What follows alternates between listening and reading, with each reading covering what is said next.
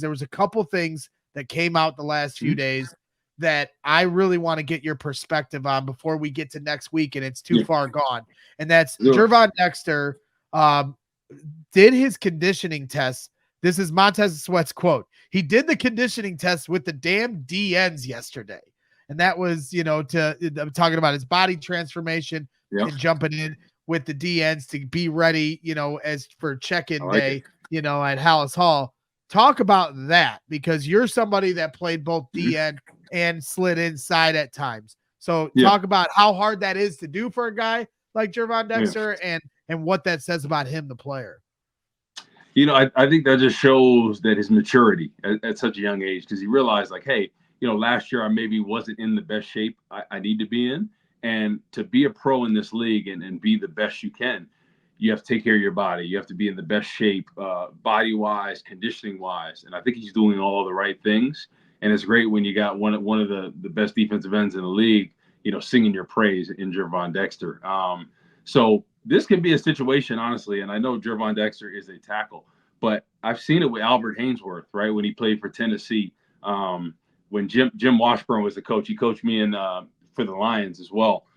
He's a guy that loved to give people different matchups, right? Albert Haynesworth sometimes would line up a defensive end and bowl the crap out of that tackle into the quarterback. So there's so many different scenarios where you can utilize a guy like Gervon Dexter, especially he's got the quickness and he can push the pocket. You never know what situation he might be in. But I think what I'm looking forward to the most is him inside, because I've always said that the guys that have the length, the strength, and the quickness, it is such a hard matchup for guards.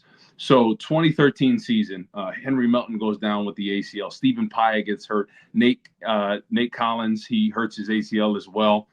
They slide me to defensive tackle.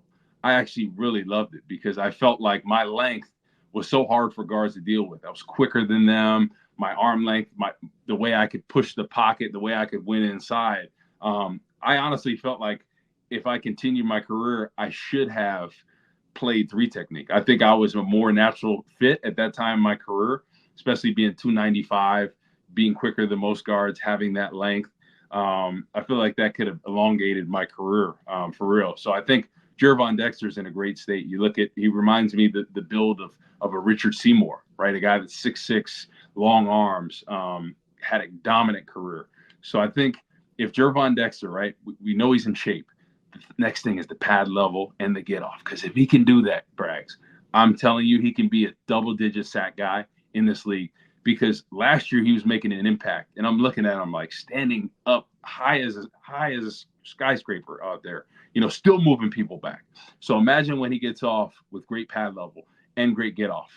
I'm telling you, inside, you have one guy to beat. The three technique, I think, is the best position in football, especially in this Tampa 2 scheme, because based on where the back is, where you want to put the three technique. Because usually, depending on the protection, which way they're sliding. And that three technique, you always match him up where he has that one-on-one matchup. So what is the quickest route to the quarterback? The three technique. So why do you think Tommy Harris, Warren Sapp in his prime, Henry Melton were really making their hay out there, right? Aaron Donald, guys like that, J.J. Watt, he's a little bit of hybrid. But when he had the one-on-one on third down, where did that come from? The three technique. So if Gervon Dexter can come out and win one-on-ones inside, I'm telling you, you don't even need an end opposite him to really be dominant. That three technique inside will do everything you need to do. So that's why I think, obviously, it's great to have a guy opposite Sweat.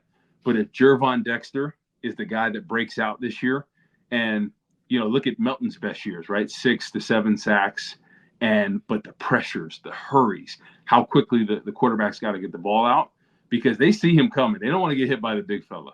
Right? Sometimes around the edge, it's a long looping. You come back, you make effort, and you hit them on the end. But inside, they're going to get that ball out quick. So if Gervon Dexter is ready to go as far as that with his technique, and I look for Coach Washington to really get him going, because I think he has all the talent, right?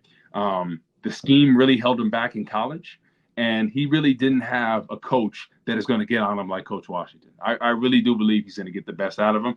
I think he's going to get the best out of Martin. I think he's going to get the best out of Booker. And Dominique Robinson, the underdog in there, his back's against the wall. I wouldn't be surprised if he's a critical part of this rotation, because he knows it's time. I guarantee you, Coach Washington went in the room and said to him, "Hey, man, you haven't done anything these past 2 years. You really need to step up and show what you can do." He did that to me when I was in college in 07. I had 1.5 sacks that year after having an All-American year as a freshman. And you know what? Him and Coach Fitz, what they said to me, I put that on my wall, and it motivated the hell out of me. And the next year I was All-American, All Big Ten, double-digit sacks, was projected as a first-round pick.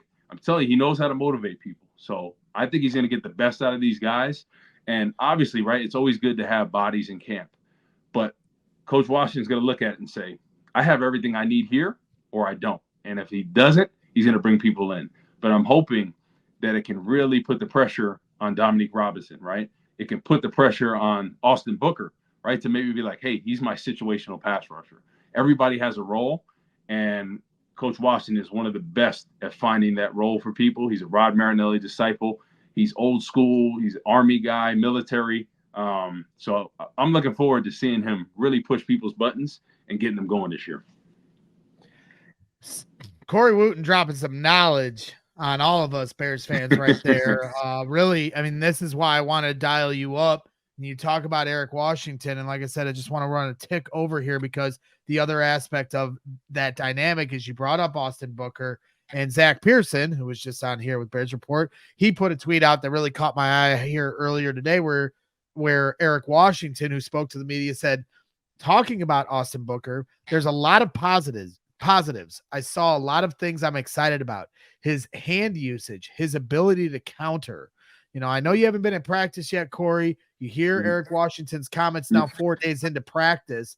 And I know you watched a lot of tape on Austin Booker and you understand what his responsibility is with this position. How excited does that have you with what Eric's saying specifically? And what do you see in terms of Austin Booker's hand usage and his ability to counter?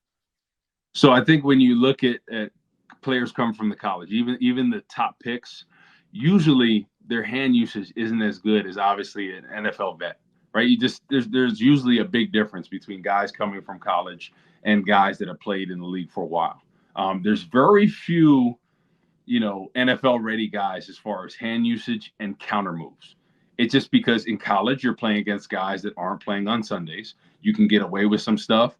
Like I've never been the fastest guy in the world. I was always the quickest guy. My 10 was very good and all that. I was running around guys at times in college, right? In the league, I couldn't do that. So you have to learn how to rush different people. And what really gets me excited is the hand usage and the counter moves, because everyone thinks to be a great pass rusher in this league, you just have to beat somebody off the first move. You got to beat them clean. That rarely happens, even with some of the best in the league. How you win in this league is your counter moves, right? Your second, your third, your fourth moves, your effort. And I think people sleep on that because they think, oh, the great pass rushers, they win every. No, you don't. You win on the effort. And that's what I love to hear, especially from a young guy, in Austin Booker, that he's using the hand usage, the counter moves, because you very rarely win on your first move, second, third, or fourth move, and your effort. So that's how you become a great pass rusher in this league. You look at Kyle Vanden Bosch, right? As far as pass rushing skills, he was okay. But the thing is, his effort was unreal. His counter moves, his second, third, and his effort to the ball. You look at Kyle Vanden Bosch, he had a motor like you wouldn't believe, and a guy that was leading the league in sacks for years. And you look at him and you're like, well, there's Tamba Ali is more talented than him as hand usage.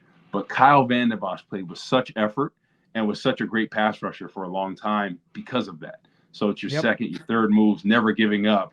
And people really sleep on that. I think. With Khalil Mack, you had the straight arm bull rush. I think that's where he'd start. And then if the guy would get the angle, turn him upfield, then Mack would spin inside. It was a lot of things that I saw. So for you, Corey, what was your go-to? And then your second and third counters off of that? Yeah. So my go-to, I was a big stab rip guy. So I stabbed the inside rip, and then my counter off it would be a spin. So that was my go-to. You get what I loved about Rob Marinelli, what he taught us is create momentum, counter momentum. You get up to the quarterback's level, and then you counter the offensive lineman's momentum to get back inside. And literally, you'll walk into sacks all the time, especially if the inside guys are doing what they're supposed to. The other end is keeping contained. Literally, that alone, rushing cover works together.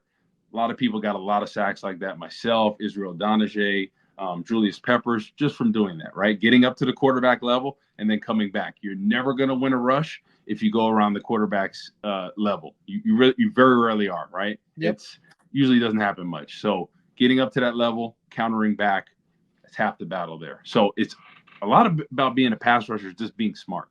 You know, it really is, because you see sometimes guys, great talented pass rushers that run around the quarterback. And Marinelli used to freeze those clips all the time. He goes, what is this guy doing here? He's 5 yards past the quarterback. How is he ever going to? But guys just continue to do that because they think, hey, 1 out of, 20 rushes, I'll win.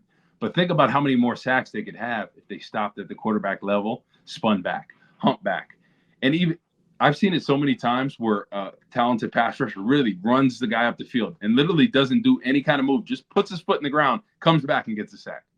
Because those offensive linemen are scared, right? They're sitting back. I don't want to get beat with speed. And then all of a sudden you use that momentum against them. Just put your foot in the ground and come back inside, and you'll get a sack that way. So half the battle with being a rusher is just being smart in there and working together, especially with the front four, right? Everybody has a rush lane, and just making sure you all fit in that. If one of the parts of the rush lanes break down, you're done. Yep. I'd imagine that the smart offensive linemen recognize who the stupid defensive linemen are and bait them into doing things that like, hey, go ahead, take this angle because you're not going to do anything with it. And so, like, really, not only is it stupid, I think initially it's a selfish mindset, like you said, because all they're thinking about is that one of the 20 plays they're going to make because they want to make the highlight reel. Mm-hmm. But then ultimately it's stupid for their long-term success as well. Yeah. So you'd think at some point you'd get the picture, but I think for some people, they're only looking at what's in front of them. They're not looking at the bigger picture. So let me tell you a quick story real quick before we get out. 2 seconds. So we played Green Bay at home, 2012. Last month of the season in December. I think it was like the 2nd or 3rd week of December.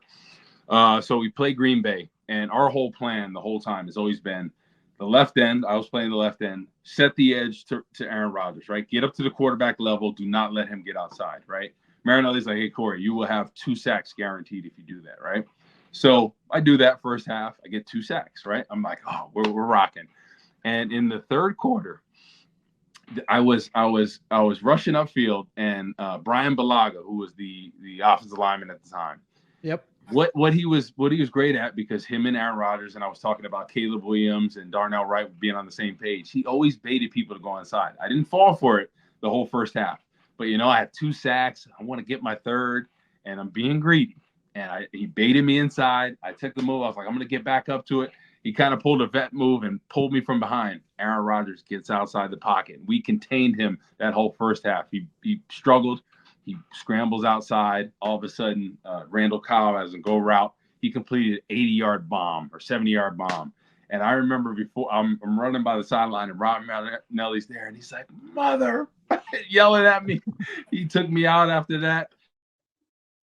Story is always get contained out there, especially against a guy that's a mobile guy, because they will bait you in there. You have to work together, rush and cover. And that's the plan that we had. It worked, executed it. I got greedy. And after that, that was the one play that really got Aaron Rodgers and the offense going. And we ended up losing that game. And I was kicking myself. So I had a great, almost perfect game up until that play. And I remember just Marinelli in the meeting room just playing that multiple times. That I just felt like, because if I would have stayed outside, Lance Briggs came up the middle, and I would have gotten sack number 3. But that's the thing. You have to work together, and you can never be greedy. The sacks will come. You just have to let them come. Do your job, and good things will happen. Well, it's interesting you bring that up, and I was going to test the chat to explain to say another game. The way Corey just described that, most Bears fans should be able to cite another game where that happened, and Mr. Inglewood nailed it. If you go back on the infamous Randall Cobb play with Aaron Rodgers, Julius Peppers, love him, Hall of Famer coming up here in a week. Yeah. But, everybody gives Chris Conte shit because he lost coverage on the backside, Randall Cobb to the end zone for the touchdown to win the game. But in that play, Julius Peppers goes inside. And if he stays outside, you keep that contained. Who knows if Aaron Rodgers is able to make the play. Instead, Julius goes inside. He dives, gets an arm on Rodgers. Rodgers is able to get out of the pocket, wide open, has the moment to touchdown Randall Cobb. And Chris Conte, I don't know what he did wrong on that play, but all I know is you could correct me if I'm wrong, Corey, but I'm pretty sure Julius Peppers wasn't supposed to go inside on that. No, because if he stayed outside, I would have got the sack. I beat the guard. They kind of pulled me from behind, so I got pulled this way. But if Peppers would have stayed outside, I would have got the sack on Rodgers. That would have ended the game. I might have got a sack fumble on him because he was rolling out that way and then turned to the side like this. I was on that side. I would have hit the ball out most likely, and we would have been done. But that's the moral of the story. You have to keep contained. Everybody's done it as a defensive end. You get greedy. You want to make plays. Right. And unfortunately, Chris Conte got beat, but that would have never happened because we'd have been breathing down his neck. We all silly like the mayor.